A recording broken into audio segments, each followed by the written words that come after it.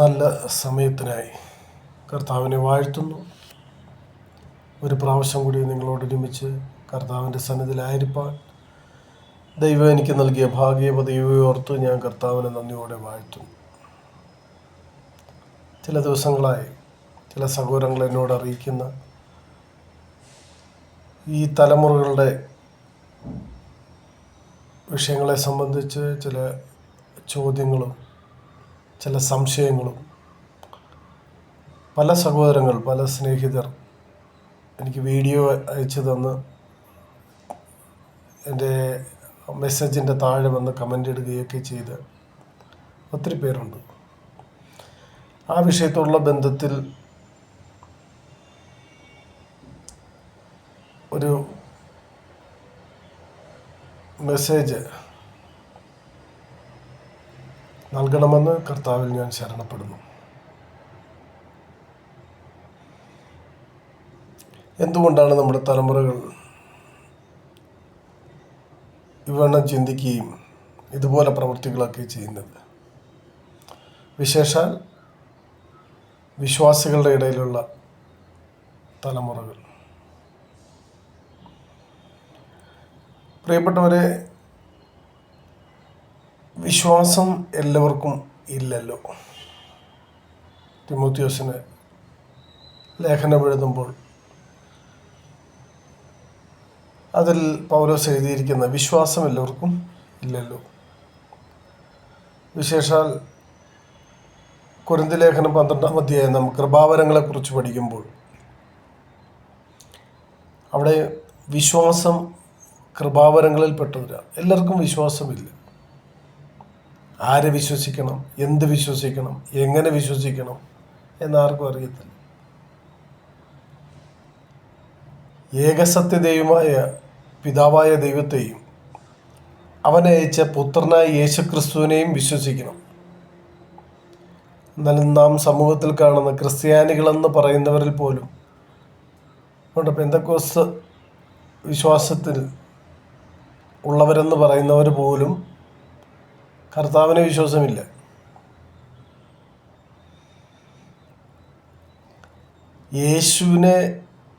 യേശുവിൻ്റെ വചനം കേട്ട് അവനിൽ വിശ്വസിക്കുന്നവർക്കാണ് നിത്യജീവനുള്ളത്. ആരെ വിശ്വസിക്കണമെന്ന് പോലും ഇന്നത്തെ തലമുറയ്ക്ക് അറിയത്തില്ല. ഒരു കാലഘട്ടത്തിൽ ആശാര്യോപദേശി, സാധു കുഞ്ഞു ഉപദേശിമാരെ പോലെയുള്ള ഉപദേശിമാർ സുവിശേഷം പരസ്യമായിട്ട് പ്രസംഗിക്കുകയും അത് വിശ്വസിക്കുന്നവരെ, സുവിശേഷം വിശ്വസിക്കുന്നവരെ അവർ രക്ഷിക്കപ്പെടുന്ന നിലവാരത്തിലേക്ക് അവർ കൂട്ടിക്കൊണ്ടുവരികയും അവർ നടത്തിക്കൊണ്ടുവരികയും, രക്ഷിക്കപ്പെടുന്നത് ദൈവത്തിൻ്റെ ആത്മാവിനാലാണ്. എന്നാൽ അവരതിനാവശ്യമായിട്ടുള്ള കൈത്താങ്ങൽ കൊടുത്ത് അവരെ കൊണ്ടുവന്ന് വചനം പഠിപ്പിച്ച് നല്ല സുവിശേഷകന്മാരാക്കി സമൂഹത്തിലേക്ക് പറഞ്ഞു വിടുന്നത് നമുക്ക് കാണാൻ കഴിയുമായിരുന്നു. എന്നാൽ ഇന്ന് നാം പലപ്പോഴും കണ്ടുവരുന്നത് അനേക ഉപദേഷ്ടാക്കന്മാരെ പെരുപ്പിക്കുന്ന കാലഘട്ടമായി മാറി. ഇത് പൗലോസ് മുന്നമേ ആത്മാവിൽ കണ്ടെഴുതിയിട്ടുണ്ട്. നിങ്ങൾ ഉപദേഷ്ടാക്കന്മാരെ പെരുപ്പിക്കുന്ന കാലഘട്ടത്തിലേക്ക് വരും. നോക്കിക്കേ, എത്രത്തോളം ബൈബിൾ കോളേജുകളും എത്രത്തോളം ബിൽഡിങ്ങുകളാണ് ഇപ്പോൾ ശൂന്യമായി കിടക്കുന്നത്. എന്തേ?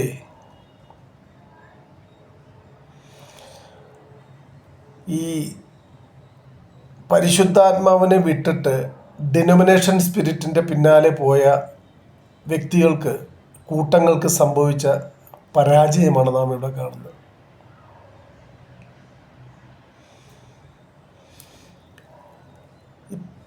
ക്രിസ്തുവിനെ വിട്ട്, യേശുവിനെ വിട്ട് പ്രസ്ഥാനങ്ങളുടെ നേതാക്കന്മാരാണ് ഇപ്പോൾ പലരുടെയും ദൈവങ്ങൾ. അവിടെ നിന്നാണ് ഇതിൻ്റെ പരാജയം ആരംഭിക്കുന്നത്. യേശുക്രിസ്തുവിനെ വിശ്വസിച്ചിട്ട് നിത്യജീവൻ പ്രാപിക്കേണ്ടതിന് ഇറങ്ങിത്തിരിച്ച പലരും മനുഷ്യ ദൈവങ്ങളുടെ പിന്നാലെയായിപ്പോയി. നേതാക്കന്മാരാണ് ഇപ്പോൾ ദൈവങ്ങൾ. നമ്മൾ നോക്കിക്കേ, ക്രിസ്ത്യൻ സമൂഹങ്ങളിലേക്ക്, പാരമ്പര്യ ക്രൈസ്തവ സമൂഹത്തിലേക്കൊന്ന് നോക്കിക്കേ. അവരുടെ ആവശ്യങ്ങൾ നടത്തി കൊടുക്കുന്നവരാണ് അവരുടെ ദൈവം. അവർക്ക് യേശുവിനെ ആവശ്യമില്ല. അവരുടെ നേതൃത്വങ്ങൾ, ആ കൂട്ടങ്ങൾ ഇന്ന് എവിടെ എത്തി ഇരിക്കുന്നൊന്ന് പരിശോധിച്ചു നോക്കിയേ. തമ്മിൽ തല്ലും ബഹളവും ദേശത്ത് പരസ്യക്കോലമായി. സമൂഹത്തോട് യേശുക്രിസ്തുവിൻ്റെ അനുഗാമികളെന്ന് പറയുവാൻ, ക്രിസ്ത്യാനികളെന്ന് പറയുവാൻ ലജ്ജിക്കുന്ന കാലഘട്ടത്തിലേക്ക് എത്തിയിരിക്കുന്നു. വലിയ താമസമില്ല ഇതേ സാഹചര്യം പെന്തക്കോസ്ത് എന്ന് പറഞ്ഞ സംഘടനകളിലേക്ക് എത്തപ്പെടും. തുടങ്ങിക്കഴിഞ്ഞു. പലയിടത്തും അതിൻ്റെ ആരംഭങ്ങളുണ്ട്. പലർക്കും നേതാക്കന്മാരാണ് അവരുടെ ദൈവമായി മാറി. യേശുക്രിസ്തുവിനെ വിട്ട് നേതാക്കന്മാർ ദൈവങ്ങളായി മാറി. സെൻട്രൽ പാസ്റ്റർമാരാണ് ദൈവങ്ങൾ. എന്താ, അവരെ അനുസരിച്ച് അവർ പറയുന്ന കേട്ട് നിന്നില്ലെങ്കിൽ എന്ത് സംഭവിക്കും? ഇവർക്ക് ലഭിക്കേണ്ടതൊന്നും ലഭിക്കാതെ വരും. അങ്ങനെ വരുമ്പോൾ യേശുവിനേക്കാൾ അധികം, ദൈവത്തെക്കാൾ അധികം മനുഷ്യൻ്റെ കൽപ്പനകൾ, മനുഷ്യൻ പറയുന്നത് അനുസരിക്കുന്ന അവസ്ഥയിലേക്ക് പോരും. കർത്താവ് പറഞ്ഞൊരു കാര്യമുണ്ട്, നിങ്ങൾ കർത്താവിന് ദാസന്മാരായിരിപ്പിൻ, മനുഷ്യർക്ക് ദാസന്മാരാകരുത്. മനുഷ്യദാസന്മാരാ എല്ലാം. കർത്താവിൻ്റെ ദാസന്മാർ അത് വളരെ ചുരുക്കം, ചില വിരലിലെണ്ണാവുന്ന അതുപോലെ ആയിത്തീർന്നിരിക്കുന്നു. എന്തുകൊണ്ട് ഇത് സംഭവിക്കുന്നു? സ്വാർത്ഥത. പലർക്കും ദൈവങ്ങൾ അവരുടെ നേതൃനിരയിൽ നിൽക്കുന്നവരാണ്. ഈ പല അഭിഷിക്തന്മാരെന്ന് പറയുന്നവരെ ഇപ്പം നയിക്കുന്നത്, മുമ്പ് പരിശുദ്ധാത്മാവ് നയിച്ചുകൊണ്ടിരിക്കുകയായിരുന്നു. ഇപ്പം നയിക്കുന്നത് പലർക്കും ഭാര്യമാരായിരിക്കും, പലർക്കും മക്കളായിരിക്കും, പലർക്കും അവരോട് ഏറ്റവും അടുത്ത് നിൽക്കുന്നവരായിരിക്കും. അതാണിപ്പോൾ പരിശുദ്ധാത്മാവ്. ദൈവത്തിൽ നിന്ന് ആലോചന പ്രാപിച്ച് ദൈവം വീണ്ടെടുത്ത തൻ്റെ ദൈവജനത്തിന് ആവശ്യമായിട്ടുള്ള ആത്മീയ ആഹാരം കൊടുക്കേണ്ട സ്ഥാനത്ത് ഇന്നും മറ്റു പലതും സംഭവിക്കുന്നു. അതുകൊണ്ട് ഇന്നത്തെ തലമുറയ്ക്ക് എന്ത് സംഭവിച്ചു? അവർ ദൈവത്തെ കാണുന്നില്ല, ക്രിസ്തുവിനെ കാണുന്നില്ല, യേശുവിനെ അവർക്ക് കാണാൻ കഴിയുന്നില്ല. വിശ്വാസം അവർ കാണുന്നില്ല, പ്രത്യാശ അവർ കാണുന്നില്ല, ദൈവസ്നേഹം അവർ കാണുന്നില്ല. പകരം എന്ത് കാണുന്നു? കഴിഞ്ഞ ദിവസം എനിക്ക് ഒരു സ്നേഹിതൻ എന്നോട് ചോദിച്ച പോലെ, നാടകം കാണുന്നവർ. ദൈവസഭകളിൽ ചെല്ലുമ്പോൾ അവർ നാടകങ്ങളാണ് കാണുന്നത്. പലയിടത്തും ചവിട്ട് നാടകങ്ങൾ അരങ്ങേറിക്കൊണ്ടിരിക്കുന്നു. അവർക്ക് ക്രിസ്തുവിനെ കാണാൻ കഴിയുന്നില്ല, പരിശുദ്ധാത്മാവിനെ അവർക്ക് പ്രാപിക്കാൻ കഴിയുന്നില്ല. അതുകൊണ്ട് ഈ തലമുറ വഴിതെറ്റിപ്പോയി. ദൈവം എല്ലാം സഭ മുഖാന്തരമാണ് ദൈവം എല്ലാം നന്മയും ചെയ്യുന്നത്. സ്വർഗത്തിലെ സകല ആത്മീയ അനുഗ്രഹങ്ങളാലും ക്രിസ്തുവേശുവിൽ അനുഗ്രഹിക്കാമെന്ന് ദൈവം പറഞ്ഞു. അബ്രഹാമിൻ്റെ അനുഗ്രഹം ക്രിസ്തുവേശുവിൽ ജാതികൾക്ക് വരേണ്ടതിന് നാം ആത്മാവെന്ന വാഗ്ദത്ത വിഷയം വിശ്വാസത്താൽ പ്രാപിപ്പാൻ തന്നെ. അങ്ങനെ വിശ്വസിക്കുന്നവർക്ക് വേണ്ടി വ്യാപരിക്കുന്ന ദൈവത്തിൻ്റെ ശക്തിയുടെ അളവറ്റ വലിപ്പം ഇന്നതെന്ന് അറിയേണ്ടതിനായി ഞാൻ പ്രാർത്ഥിക്കുന്നെന്ന് പൗലോസ് ഒരിക്കൽ പ്രാർത്ഥിച്ചു. അപ്പോൾ ദൈവം ഏൽപ്പിച്ച ഉത്തരവാദിത്വം ദൈവഭയത്തോടും നിർമ്മലതയോടും വിശുദ്ധിയോടും നിഷ്കളങ്കതയോടും കൂടെ ചെയ്യേണ്ട സ്ഥാനത്ത് പ്രസ്ഥാനങ്ങളെ പ്രസാദിപ്പിക്കാൻ വേണ്ടി നടക്കുന്നു, നേതാക്കന്മാരെ പ്രസാദിപ്പിക്കാൻ വേണ്ടി നടക്കുന്നു. അപ്പോൾ എന്ത് സംഭവിക്കുന്നു? തലമുറ വഴിതെറ്റിപ്പോകുന്നു. ദൈവത്തെ സ്നേഹിക്കുന്നവർക്ക്, നിർണയപ്രകാരം വിളിക്കപ്പെട്ടവർക്ക് സകലവും നന്മയ്ക്കായി കൂടി വ്യാപരിക്കുന്നെന്ന് തിരുവെഴുത്ത് നാം വായിക്കുന്നു. ദൈവത്തെ സ്നേഹിക്കുന്നവർക്ക്, നേതാക്കന്മാരെ സ്നേഹിക്കുന്നവർക്കൊന്നല്ല. എന്തുകൊണ്ട് ഇന്നത്തെ തലമുറകൾ, ദൈവസഭകളിൽ വരുന്ന തലമുറകൾ പോലും ദൈവത്തെ കാണുന്നില്ല? പലരും ആത്മഹത്യ ചെയ്യുന്നു, പലരും പിന്മാറിപ്പോകുന്നു, പല കുഞ്ഞുങ്ങളും ക്രിമിനലുകളായി മാറുന്നു. അവരെ ക്രിമിനലുകളാക്കാനുള്ള പശ്ചാത്തലങ്ങൾ ഒരുക്കി കൊടുക്കുന്നു. ഇത് മുഖത്ത് നോക്കി വിളിച്ചു പറയാൻ ഇന്ന് പ്രവാചകന്മാരില്ല. ദൈവസഭകൾ പ്രവാചകന്മാർ അവരെ പ്രസാദിപ്പിക്കുന്ന, യജമാനന്മാരെ പ്രസാദിപ്പിക്കുന്ന ആലോചനകൾ പറയുന്നു. ആ കാലഘട്ടത്തിലേക്ക്, ആ സാഹചര്യത്തിലേക്ക് ദൈവസഭകൾ വന്നെത്തിയിരിക്കുന്നു. ഞാൻ മുമ്പേ സൂചിപ്പിച്ചതുപോലെ നാമധേയ ക്രിസ്ത്യാനികൾ, ക്രിസ്തീയ സഭകൾ ഇന്ന് തമ്മിൽ തല്ലി സമ്പത്തിനും പണത്തിനും ബിസിനസ്സിനും വേണ്ടിയിട്ട് തമ്മിൽ തല്ലി സമൂഹത്തെ പരസ്യക്കോലമായി കിടക്കുമ്പോൾ ദൈവം വിശ്വസ്തരെന്നെണ്ണി ശുശ്രൂഷ ഏൽപ്പിച്ച, വിശ്വസ്തരെന്നെണ്ണി തൻ്റെ വചനത്തിൻ്റെ പ്രകാശനം ലഭിച്ചവർ ഇന്ന് എവിടെ ചെന്നെത്തിയിരിക്കുന്നു? ഇതും അതേ സാഹചര്യത്തിലേക്ക് വന്നെത്താൻ പോവുക. നമ്മുടെ കണ്ണുകൊണ്ടത് കാണാൻ പോവുക. അതുകൊണ്ട് പ്രിയപ്പെട്ടവരെ,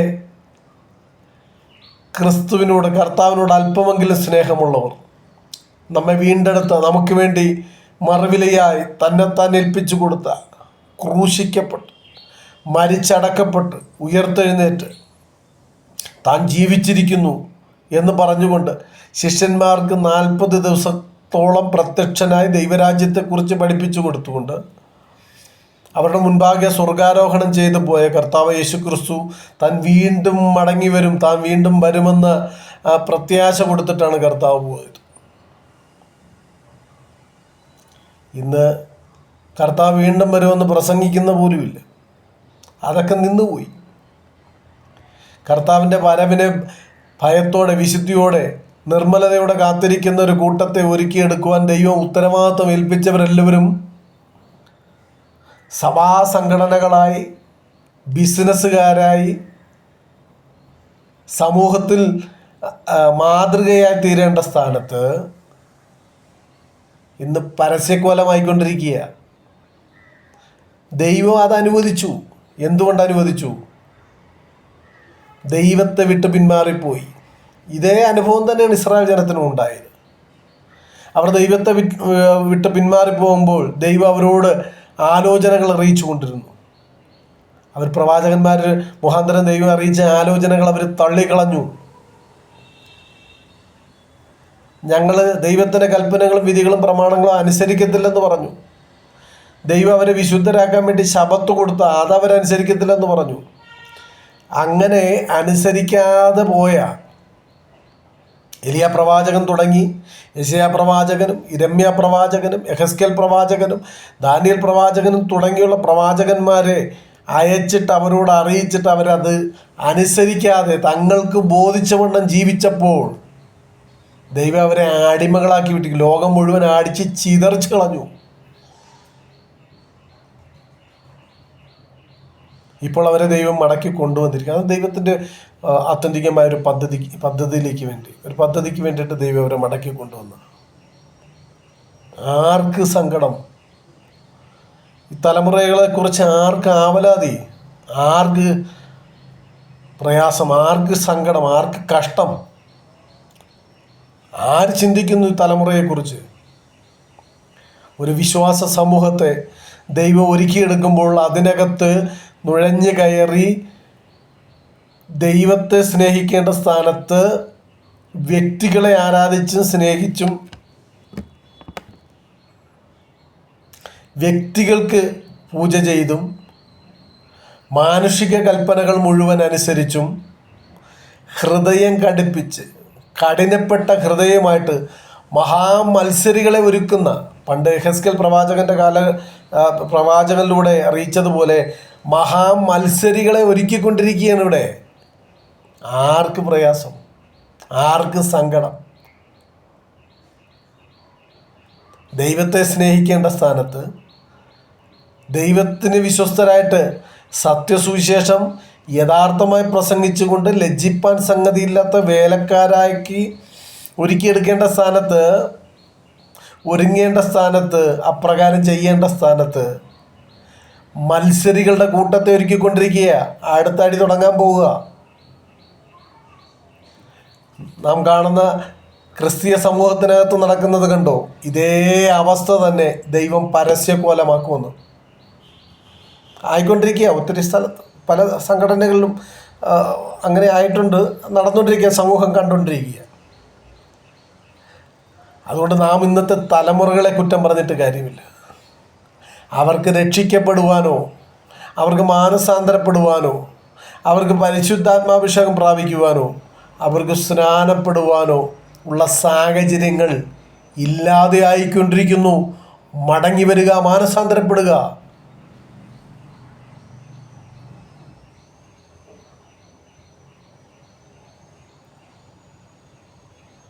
കാലം തികഞ്ഞു. ദൈവരാജ്യം സമീപിച്ചിരിക്കയാൽ മാനസാന്തരപ്പെട്ട് സുവിശേഷത്തിൽ വിശ്വസിപ്പീൻ. സുവിശേഷം എന്നതോ ദാവീദിൻ്റെ സന്തതിയായി ജനിച്ച് മരിച്ച് അടക്കപ്പെട്ട് ഉയർത്തെഴുന്നേറ്റ യേശു ക്രിസ്തുവിനെ ഓർത്തുകൊള്ളുവിൻ. അതാകുന്നു സുവിശേഷം. യേശു ക്രിസ്തുവിനെ അനുസരിക്കാതെ, യേശുവിൻ്റെ വാക്ക് കേൾക്കാതെ, ദൈവത്തിൻ്റെ വചനം കേൾക്കാതെ ലോകപ്രകാരം ജീവിക്കാൻ ആഗ്രഹിക്കുന്ന ഏത് വ്യക്തിയാണെങ്കിലും, ഏത് സഭയാണെങ്കിലും, ഏത് സംഘടനയാണെങ്കിലും ദൈവം അതിനെ പരസ്യക്കൊലമാക്കും. അതുകൊണ്ട് മാനസാന്തരപ്പെടുക. ഉപദേശകന്മാരെ പെരുപ്പിച്ചു ഒരു കാലഘട്ടത്തിൽ സുവിശേഷ വേലയ്ക്ക് വേണ്ടിയിട്ട് യൂറോപ്യൻ രാജ്യങ്ങളിലും ഗൾഫ് രാജ്യങ്ങളിലും കഷ്ടപ്പെടുന്ന പ്രിയപ്പെട്ട സഹോദരങ്ങൾ കൊടുത്ത നന്മകളെല്ലാം ഇവിടെ ബിൽഡിങ്ങുകളും, ബൈബിൾ കോളേജ് എന്ന് പറഞ്ഞ ബിൽഡിങ്ങുകളും ഉണ്ടാക്കി, വസ്തുക്കളും കച്ചവടങ്ങളും ഇതിൻ്റെ എല്ലാം പുറകെ പോയി. സുവിശേഷകന്മാരെ പരിപോഷിപ്പിക്കേണ്ട സ്ഥാനത്ത്, അവർക്ക് ആവശ്യമായിട്ടുള്ള സഹായങ്ങൾ ചെയ്യേണ്ട സ്ഥാനത്ത് പ്രസ്ഥാനങ്ങൾ ഉണ്ടാക്കാൻ നടന്നു, ബിൽഡിങ്ങുകൾ ഉണ്ടാക്കാൻ നടന്നു. അവർ ബിൽഡിങ്ങിനെയാണ് ദൈവാലയമായിട്ട് കണ്ടത്. മനുഷ്യൻ്റെ ഹൃദയമാണ് ദൈവത്തിൻ്റെ ആലയം. ദൈവം മനുഷ്യൻ്റെ ഹൃദയത്തിൽ വസിക്കാൻ ആഗ്രഹിക്കുന്നു. ഞാൻ നിങ്ങളിലും നിങ്ങൾ എന്നിലും എൻ്റെ വചനം നിങ്ങളിലും വസിച്ചാൽ നിങ്ങൾ ഇച്ഛിക്കുന്ന എന്തെങ്കിലും അപേക്ഷിപ്പിൻ, ദൈവം അത് തരാമെന്ന്, കർത്താവ് അത് തരാമെന്നാണ് പറഞ്ഞിരിക്കുന്നത്. ദൈവത്തിന് മനുഷ്യൻ്റെ ഹൃദയമാണ് ആവശ്യം. ദൈവരാജ്യം അവൻ്റെ ഹൃദയത്തിലാണ് വരേണ്ടത്, പ്രസ്ഥാനങ്ങളിലല്ല. ഇന്ന് പ്രസ്ഥാനങ്ങളെല്ലാം തമ്മിൽ തല്ലിക്കൊണ്ടിരിക്കുക. അതുകൊണ്ട് ഇന്നത്തെ തലമുറ ആരെ കാണുന്നു? ക്രിസ്തുവിനെ അല്ല, ഈ തമ്മിൽ തല്ലുന്നവരെ കാണുന്നു. അതുകൊണ്ട് പ്രിയപ്പെട്ടവരെ, മടങ്ങി വരിക. കാലം തികഞ്ഞ് ദൈവരാജ്യം സമീപിച്ചിരിക്കുന്നു. അതുകൊണ്ട് മാനസാന്തരപ്പെട്ട് സുവിശേഷത്തിൽ വിശ്വസിപ്പി. ഈ വചനങ്ങളാ ദൈവം നിങ്ങളെ അനുഗ്രഹിക്കുമാറാകട്ടെ.